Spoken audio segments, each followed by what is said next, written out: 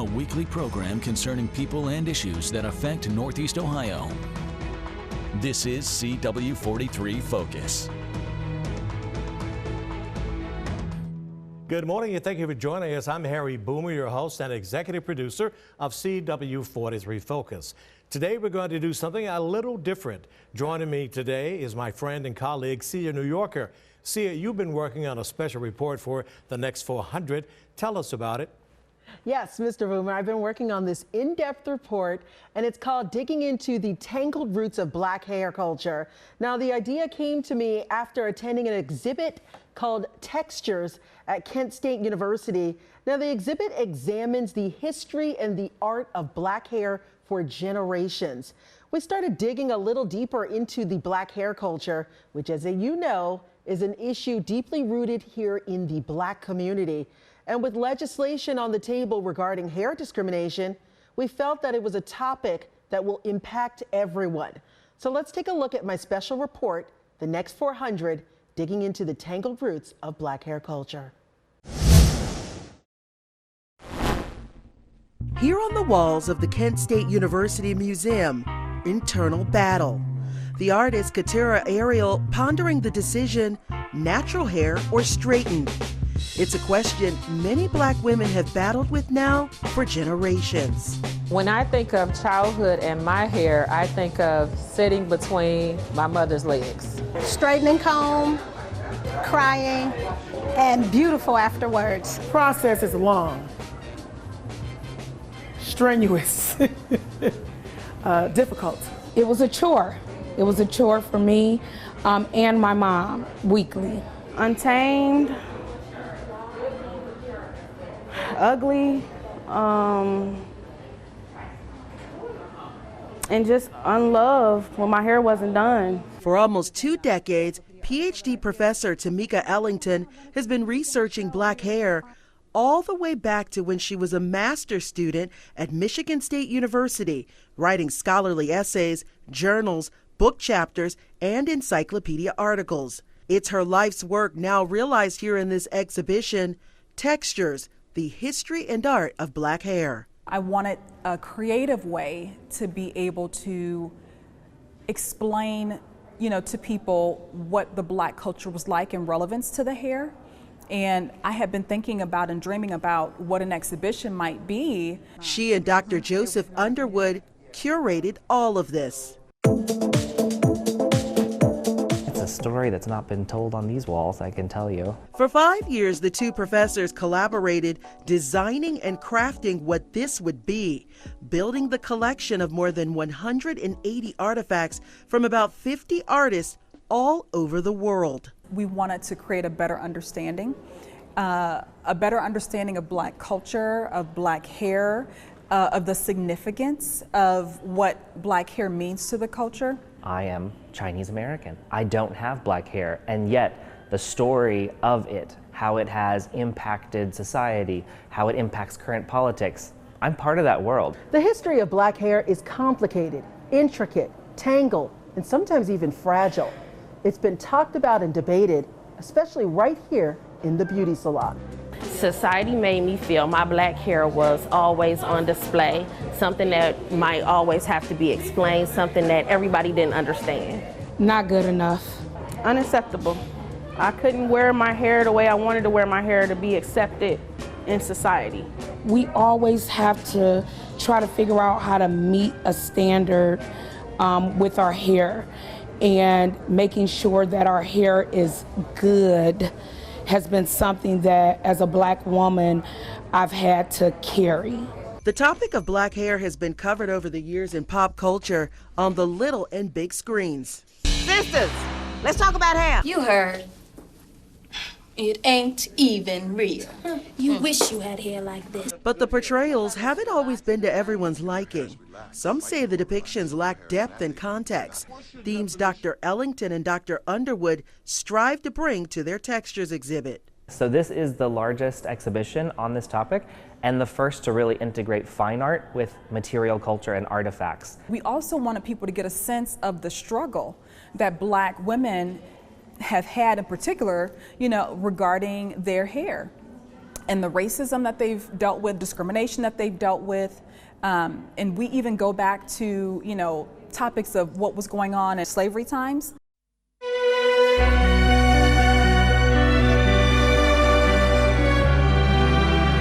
We told you earlier, digging into these locks reveal a painful history mixed with racial power and politics. One of the first things that slave traders did was cut off the hair of many of the people that they captured. Doing that was, in essence, a way to almost kind of cut off the connection that they had with their roots and their tribe. After, you know, the abolishment of slavery, we were told once it was time for us to become employable, we were told that we had to straighten our hair.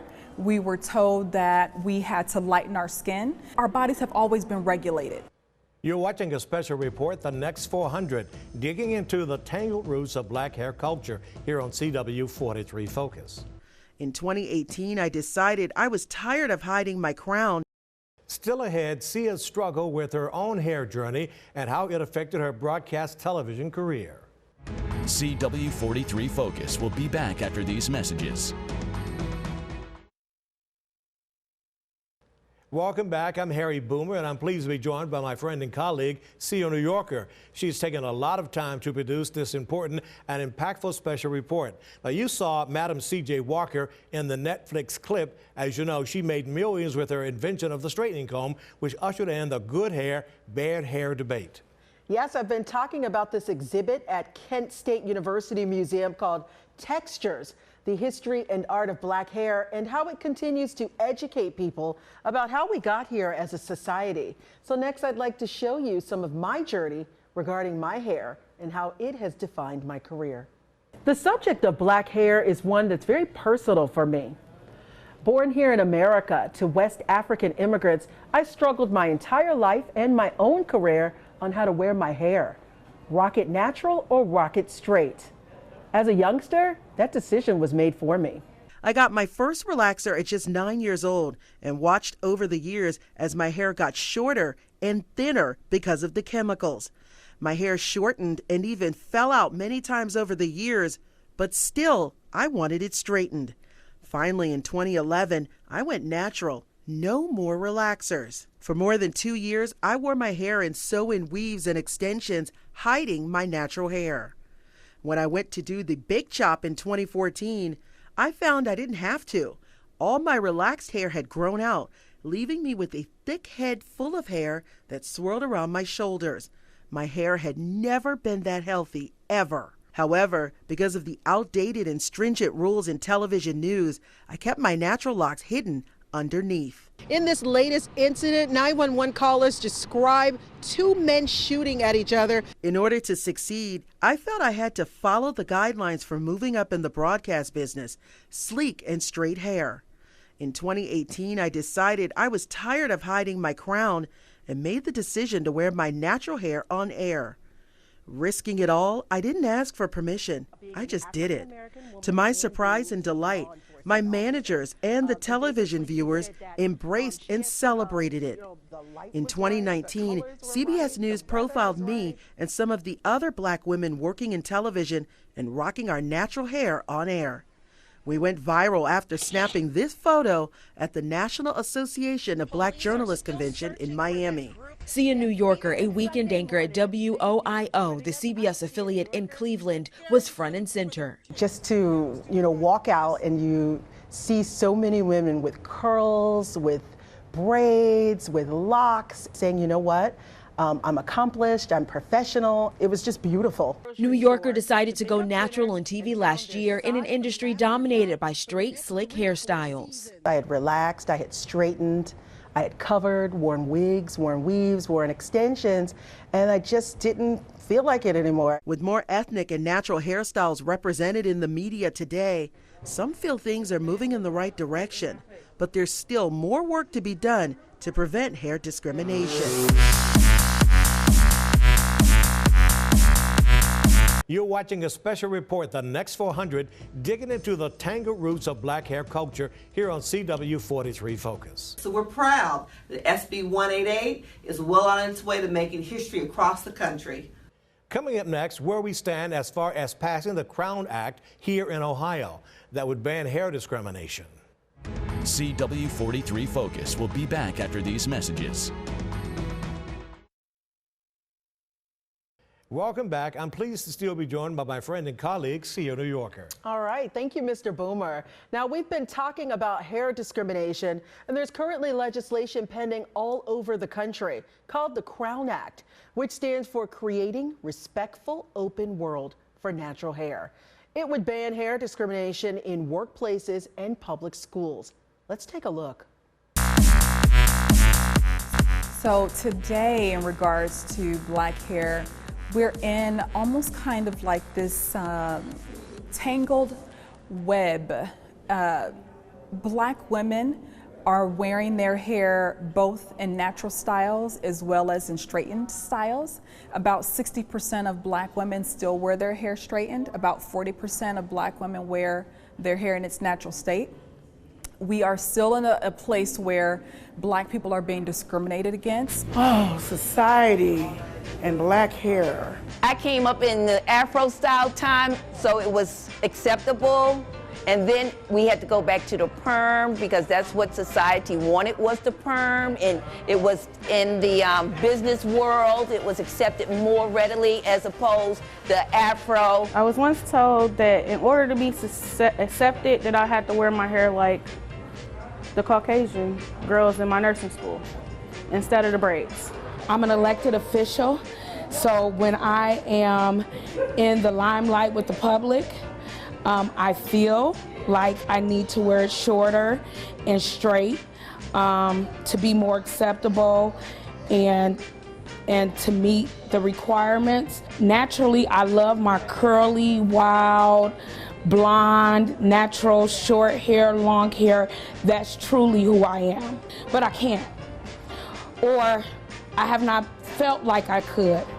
I don't feel I have to prove that although straight hair in the shell and curly wild hair in the shell is the same person, I'm perceived and received differently, and that's the reality. And I don't want my hair to interfere with my work. So far, about a dozen states, including California, New York, Connecticut, Virginia, Nevada, Washington, and Colorado, have all passed the Crown Act, which prohibits discrimination based on hair textures and hairstyles such as braids, locks, twists, and knots in the workplace and public schools. So we're proud that SB 188 is well on its way to making history across the country, the Crown Act.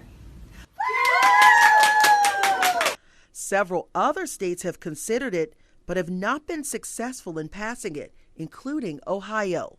House Bill 535 was introduced in March 2020 by Representatives Juanita Brent and Paula Hicks Hudson. In times like this, implementing policies that normalize acceptance of our differences, that makes us all unique. I believe the Crown Act is a continuation of our caucus, showing not only that we work for you, but also that we will protect your right to pursue the American dream right here in Ohio from head to toe.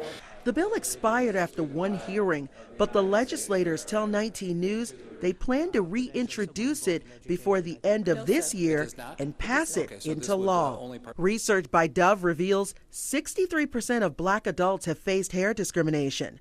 25% of black adults have been sent home from work or faced disciplinary action as a result of wearing their hair in a natural or protected style. 58% of black adults say that hair discrimination has impacted their ability to advance at work. But I was talking about how I was going for a nursing interview. And this African-American lady came up to me. She had her hair straight and it was flat, and she says, "Erica, you have to wear your hair like this or they won't take you seriously.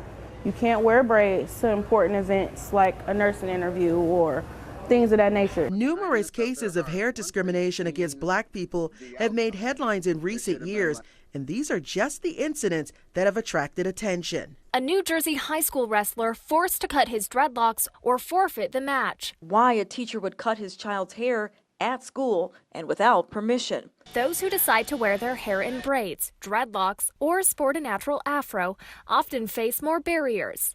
This most recent case out of San Diego, California, an African-American man suing his former employer, alleging that the company denied him a job because he refused to cut off his locks. What does the length of my hair or his hair have to do with his ability to perform the job duties at hand?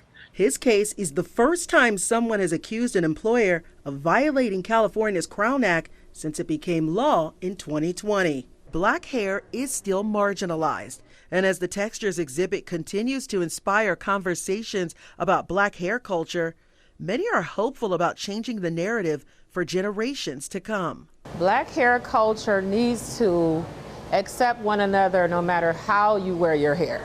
Black hair culture needs to keep evolving. We're taking it so many different places, and we just need to keep moving forward and showing up. Take a stand.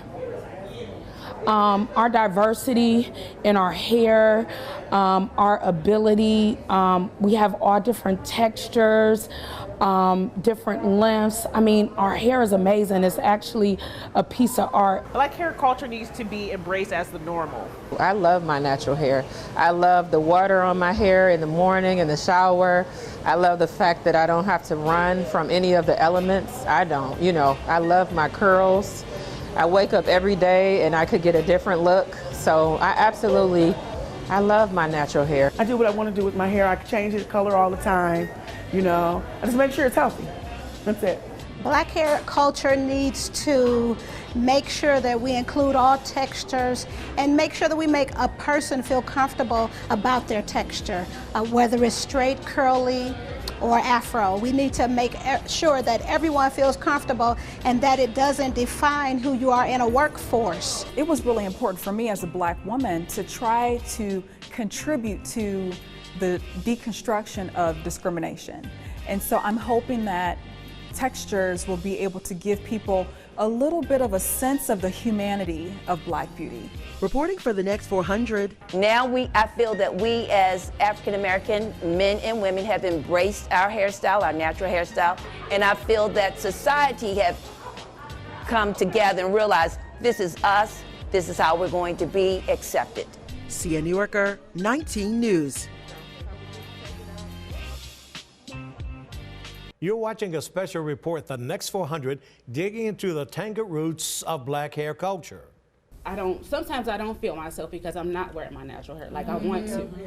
Next, hear from some of the ladies here at Channel 19. They talk about their own hair experiences in this special roundtable discussion. CW43 Focus will be back after these messages. Thank you so much for watching The Next 400, digging into the tangled roots of black hair. I'm Nyorkor, anchor reporter here at Channel 19 News, and I'm joined here with the beautiful ladies of WOIO. Good morning, ladies. Good morning. Thank you. All right, so we've just viewed this special report on black hair, and we've been looking into some of the background, how we got here, the Crown Act. Who's got thoughts? First of all, let me just say that was a phenomenal piece. Yes. And thank you so much for doing that piece. And we all know that we are in an industry, before we even open our mouths on TV, we're judged. Yes. From our earrings to what we're wearing, to our makeup, to our hair. So if you can't be your authentic self, you're not being true to you. I think it's important to show. A lot of times I don't think people realize why it's such a big deal. Like, what? I mean, yeah, we're just telling you to change your hair, just straighten it. And it's like, no, but there's more to it than that. Yes. For some people, no, they feel more comfortable a certain way. And you're also telling me like, oh, I can't be myself in the workplace. I need to change a different way, which is going to affect my performance. Somebody said that. Like, that's going to impede my ability because now I don't feel comfortable. So now I'm kind of in a shell and I don't want to open up and do certain things. So I think it's important, and it's great that you included like why it's important. Sure. When the woman said like, she equated texture to beauty. For the longest, I thought certain hair textures equated to being beautiful. So it was kind of like straight hair was always pretty to me. And then when we wore curly hair, it was like, oh, you're eh. Yeah. And so now when I see beautiful textures on hair, braid, straight, curly, no matter what, it's like this just represents all forms of beauty, not just one type. So I appreciate you for doing that. When we first got our show, I had a family member that was in my life, and he was like, you know, you're gonna have to straighten your hair, right? And I'm like, what? He's like, you know, they like the Beyonce look, like maybe get some blonde tracks and things like that. But why did I start panicking? Like I went into like a panic, and I almost called my girlfriend. She's a hairdresser. I knew she could get me in and just straighten me the day before. And I was like, you know what? No, I'm not gonna do that. Yeah, but I started panicking. Like, wait a minute, I need to. Okay, maybe he's right. And I'm so glad I didn't because So with the relaxers, it got emotional right there for me too, because I had been getting them for so long, and then when I started doing my own hair, I didn't know how to take care of my hair in its natural state. I started in college like wearing my real hair, and then it just started falling out because I wasn't taking care of it properly. So now I'm trying to, grow it back, and I've been going to try to get help for it. And I went to a doctor, and he told me there wasn't enough research for African American hair to help me. So he gave me this medication that was for like prostate cancer. And I'm like, how does that help? I don't have cancer. I don't have a prostate. Like, what is this about? So see, I'm glad you're sharing. that was I'm sorry. Don't be sorry. You're with us. You're a fan. So I try to, braid it or keep it some kind of healthy, but it just keeps like it's thinning out, and I just don't know what to do with it anymore. So wigs help, braids help, but sometimes I don't feel myself because I'm not wearing my natural hair like I want to, but the damage is already. It's been done for so many years, so I'm still working on it. I'm still trying to get it to grow back, but it's just really difficult. And I'm glad you're doing this so that young girls can see that they don't have to wear relaxers. The one thing that made me so sad and it made me cry was hearing the lady Erica talk on there. Oh yeah, she tugged at your heart. Yeah, and then she said ugly or something like that. Beautiful. Yeah, and you should never feel that way, and she should have never felt like that was going to impact her getting a job. I was going to start with the fact that your story started with the textures exhibit. So it's the fact that like our black hair is being showcased in the world, and people are coming out. I mean, it was a white man that you interviewed that was like, I don't have black hair, but I'm here and I feel connected to it and I'm inspired by it. We've always been inspirational in every shape, form that we come in and that we've been in. And I just appreciate the fact that like more of us are comfortable with being ourselves, our natural selves. As a person behind the scenes, and I was like listening to you ladies at first, being on television, you have, a different experience for those of us who are behind the scenes. When I made my mind up to be behind the scenes, I was like, I'm rocking every hairstyle that I want to because my sisters don't get to do so, One of the ladies, it resonated with me when she said, I don't want my hair to stop and get in the way of my work. And I saw a lot of you ladies nodding. Absolutely. What are your thoughts about that? Someone told me, you may want to cut your hair because you already look 12 and you want people to be able to take you seriously when you're talking about the serious stuff. And I didn't know anything. I'm still in college. I'm like, okay, sure. So I'm like cutting my hair, making it all like serious news reporter, short bob thing. And the more I start to like do the job, and I'm like, I am serious. People know what I'm saying is real. I don't need to like conform my hair or do anything to change it. So I was like, you know what? I'm gonna go longer. I'm gonna do what makes me feel cute, and I'm gonna do my job, and I'm gonna do it well, and people are gonna perceive that. Like my hair has nothing to do with the words that are coming out of my mouth. What an amazing report and important discussion, Sia. Thank you, Mr. Boomer. Now you can see the full report streaming on the 19 News app on Roku, Amazon Fire, or Apple TV, or Cleveland19.com. You can keep the conversations going on social media by using the hashtag 19NewsTextures. Thank you so much. Thank you, Sia. And don't forget to check out this and past editions of CW43 Focus on our website at Cleveland19.com. Thank you for watching. Please tune in every Sunday morning at 6:30, and please keep saying hello when you see me out and about. It means a lot to me. I'm Harry Boomer, your host and executive producer of CW43 Focus. Stay safe and have a happy holiday. Be well. Take care, everybody. Bye-bye. You've been watching CW43 Focus. Join us next week for more discussions on important issues.